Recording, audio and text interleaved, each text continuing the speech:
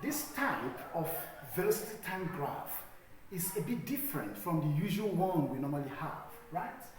If you check here, you will see that there is a twist here. A body moves uniformly on gets to 5 meters per second, accelerate uniformly again, and then toward 10 meters per second, maintain a constant speed, and then retardate at this point. So let's see, what do we do? How do we now calculate the total distance covered by this body? How can we calculate that? Very simple. We're going to analyze this parts by parts, just that way. That's what we need to do. Okay? So to do that, this is a trapezium. This shape resembles the shape of a trapezium. We're going to use the formula for calculating the total surface area, rather the total area of a trapezium here, then the formula for calculating the total area of a rectangular shape here, and the same thing applies here, the formula for calculating the area of a triangle, which is half base times height. Here is length times breadth, and so on and so forth. So let's start with this, the first one. Now we have the first one. What we have here is, we do a small schematic representation of the diagram, which is AB, A, B, and then C and D. So what do? We check this. These two are the parallel lines, right? So we have the area here represents the distance 1, which is this. Okay, and to find this, we have half. Sum of the parallel lines, AB plus this, AB plus CD, and then AD, which is the distance, AD. That's what it should be. So let's look at it very well. The next thing we are going to do is to substitute wisely and get a value from there. Now we have x1, the distance in that part is half. Brackets AB, here is AB, that is 5, and then plus, that's what we have. CD, where is CD? CD is this distance, 10, right? Is this height, 10, CD, 10. So we have 10 at this point, all right? Okay, and then we close the bracket at this point. AD, that's 5.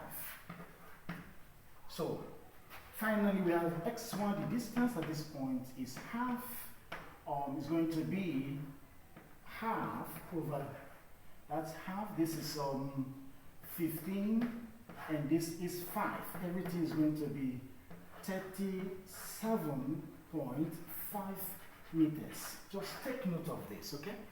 Take note of this. We have now found the distance covered by the body at this point. We're going to find distance covered by the body at this point and at that point, respectively. All right? All right, so we extract this shape resembles a rectangular shape, and we have CD, all right? CD, E, and F. Good. So CD, and then DF. Length times breadth. Length, times breadth. What's wrong with this chalk? Okay, so that's it. So to do that, we have, this is x2, right? So we now have x2 is equals to length times breadth. And that gives us something very nice, which is length. Where's the length? Distance here. Breadth. Oh, okay, let's just go that way. Maybe we have 5 times 10. And then we have, which is 50, this point, 50 meters. So distance covered at this point, at this part, is 50 meters. Now the next one is a small triangle. We bring out the small triangle, and it looks like this. So what do? There's something different here. There's a mistake somewhere here. What do? This is EF, E and F, and then this is EC. Good. That's it. Look at it very well. That is it. So we consider this as x3, which represents the area of a triangle. x3 is half base times height. Good. So half base, what's the half base there? Difference between 10 and 15 is 5. So half base here should be times 5. The height remains 10. Okay, that's the distance we're talking about. Okay, EF is 10. Alright, so let's go. Good. So this cancel out 1, cancel this 5. And then 5 times 5, distance covered by part 3 is just 25 meters. Good. So what do we do next? We have found the distance covered at this part, the distance covered at this part, and then distance covered on this part. It is now time for us to sum all of them together and then get the total distance covered by this body. Alright? That's how to solve it.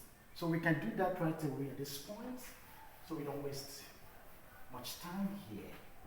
So total distance covered xt is equals to x1 plus x2 and then plus what? x3. And this gives x1 is a 37.5. Good. Plus x2. x2 is what? x2 is 50 meters, right? Quite interesting.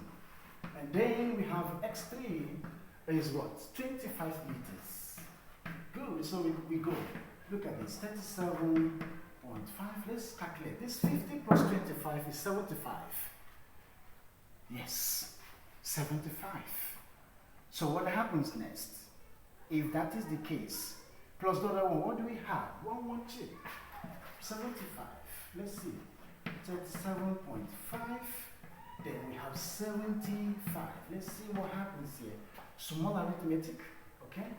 This 7 plus 5 is 12. So we have 112.5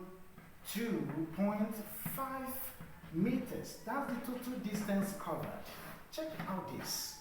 That's the total distance covered. Solved. It's been solved. That is it. Okay. That is it.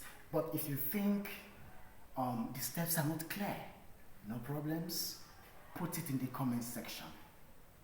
While considering that, give me some thumbs up, subscribe, share with your friends, share with your networks, okay? Share with everyone that needs something like this. That's the only thing you can do for me, okay? Thank you for watching. I'll see you in my next class. I want to sign up now.